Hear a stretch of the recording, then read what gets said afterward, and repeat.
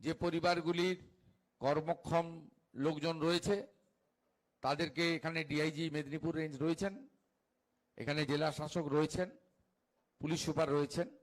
আমি বলে গেছি যে তাদের নিয়ম মেনে যাদের সম্ভব হবে রাজ্য পুলিশের হোমগার্ডে তাদের সকলের বাড়ির বায়োডাটাগুলো দেখে নিতে হবে, নইলে সিভিক ভলেন্টিয়ার্সে।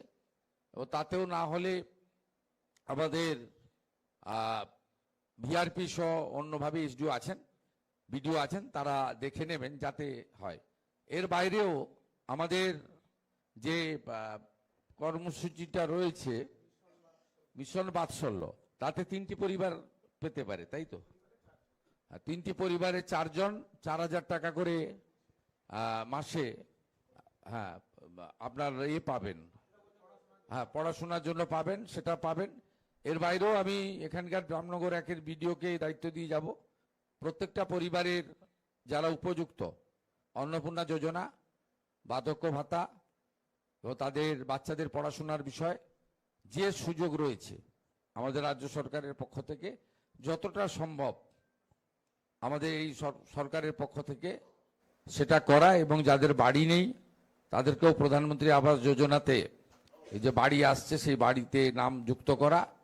যতটা সম্ভব আমরা ওদের ফিরিয়ে দিতে পারবো না, ঈশ্বর ভগবান আমাদের সে ক্ষমতা দেননি, তার বাইরেও যেটা করার আমরা করব।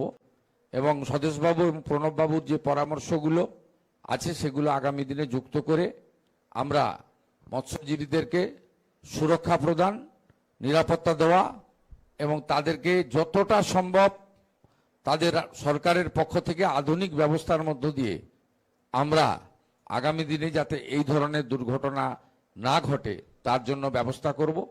এবং সাথে সাথে অন্য আরেকদিন আমি আসব, আমাদের সাগরমালা 2-তে আমাদের কোস্টাল বেল্টে ব্যাপক কাজ করার পরিকল্পনা বর্তমান সরকার নিয়েছে, সেই বিষয়ে সেই দিন আপনাদের সঙ্গে আমি কথা বলবো।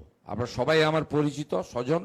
আমি আরেকবার ক্ষতিগ্রস্ত পরিবারগুলির প্রতি রাজ্য সরকারের পক্ষ থেকে আমাদের সঙ্গে সেচ মন্ত্রী আছেন অরূপ দাস, আমাদের বিধায়ক চন্দ্রশেখর মণ্ডল, কাঁথির সাংসদ সৌমেন্দু অধিকারী, সকলের পক্ষ থেকে আপনাদের সকলকে সহানুভূতি জ্ঞাপন করে আর আমি এই চেক প্রদানের যে ছোট্ট অনুষ্ঠান এটি শুরু করার এবং শেষ করার জন্য এসডিও কাঁথিকে দায়িত্ব দিচ্ছি।